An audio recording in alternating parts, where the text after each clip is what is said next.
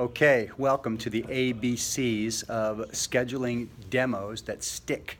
This is going to be some tips on how to firm up an appointment once we've got it scheduled so that the customers do not reschedule or postpone the appointment. Okay, first thing I want to make sure everyone's clear about is there's three things that might happen if we have a demo schedule that ends up not happening. One is we get a reschedule, right? This is the best possible alternative to them keeping their appointment. A reschedule means that they can't do it at that particular time, or they say they can't, and so we reschedule it for a different specific time. That's the best alternative. Another thing that could happen is they could postpone. Well, what that is, it's not that they're saying they won't do it at all, but they say something came up and we need to do it sometime in the future, but they don't schedule a specific time. We want to try to avoid that if at all possible, and right when they start to postpone, we want to turn it into a reschedule, okay, just simply by trying to lock down a time, that works for both of you. Not locking down a time usually turns into a game of cat and mouse where you're calling them and they don't answer, and then they try to call you back and you're on a demo, and it goes back and forth, and it just becomes annoying for both parties. So try to always turn a postponement into a reschedule immediately. And then the last thing that might happen is a cancel. Now, let's face it, about 1 out of 50 appointments actually cancel, like never going to do it ever for some reason.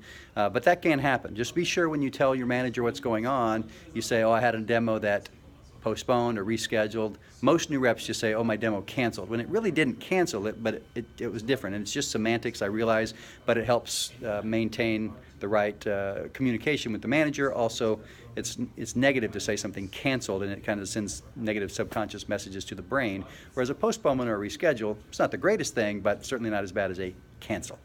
All right, so that's point number one. Anyway, the ABCs here. It took me 2 minutes to get to the ABCs.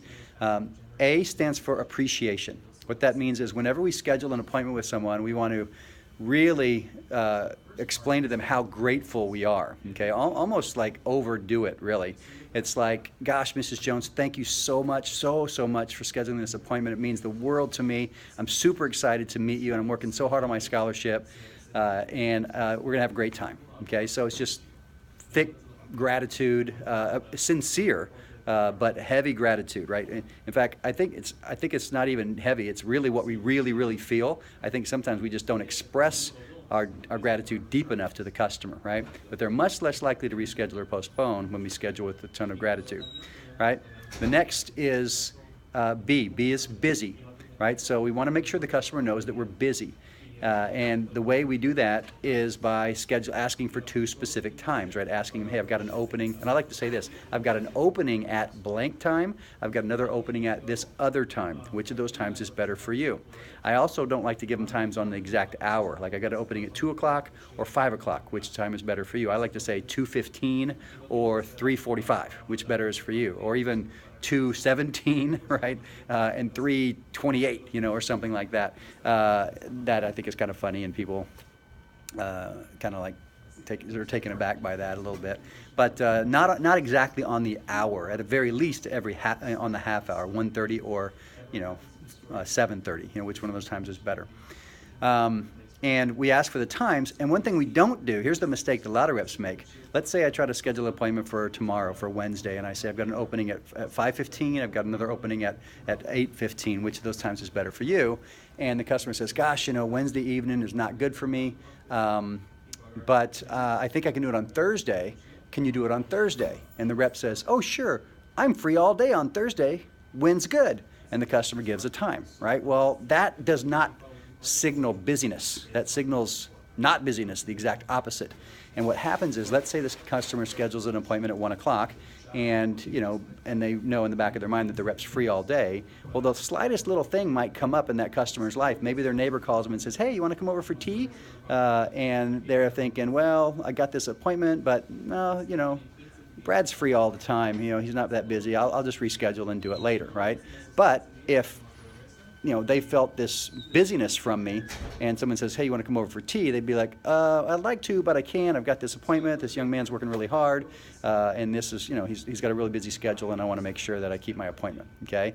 So portraying busyness. In fact, if someone says, I can't do it tomorrow, but I can do it on Thursday, you don't, and they say, I can do it Thursday at 1, never agree to that exact time, okay? Say, gosh, Thursday at 1, I'm really going to be busy with appointments on Thursday. Let me look at my schedule here. I could move some things around. You know what? I could do it at 1:10. Actually, 1:15, Mr. Jones. How about we do it at 1:15, right? And to them, 1 o'clock and 1:15 is the exact same time. There's no difference to them. But it portrays busyness, the busyness that you really want to have. And if you have your demo slots booked up all throughout the day, even though they're not filled with people yet, it's still, you're busy, right? Because you have your schedule made, okay? That's number 2, B for busyness. And the third thing, C is confirmation number, okay? So you want to confirm the appointment. There's 2 ways you want to confirm it. The first thing you want to do is you want to say, Mrs. Jones, I need to give you my confirmation number in case my manager decides to check up on me, right? And so you wait for them to get a pen and paper, and then you give them your rep number, right? 852-2166, whatever the number is. 852-2166. 5, okay? It's an 8-digit number. So you just give them your number and you say, that's my confirmation number. Just in case my manager might check up on me, right, you doubt he will, but just in case, that's the confirmation number. Oh, and by the way, that's also, Mrs. Jones, your discount code. If you do see something that you like and you wanted to get it, that's the number that allows me to give you the best deals possible, okay? And after you've done it, after you've got it set and you've been grateful, you say, Ms. Jones, I'm going to send you a text message with the date and the time and that confirmation number again, so you'll be sure to have it, okay? And you always want to send a follow-up text message within 5 minutes at the most of scheduling that appointment, and you send them the message that says, thanks again for scheduling this appointment with me. It means the world to me. I'm super excited to meet you. Mary told me a lot about you, whatever. And once again, your confirmation number is this. See you tomorrow at 2, okay?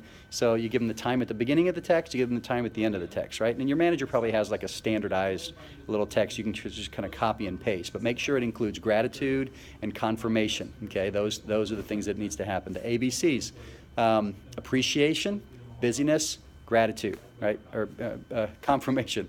Make sure that you've got all 3 of those, and you've got the ABCs of setting demos that stick.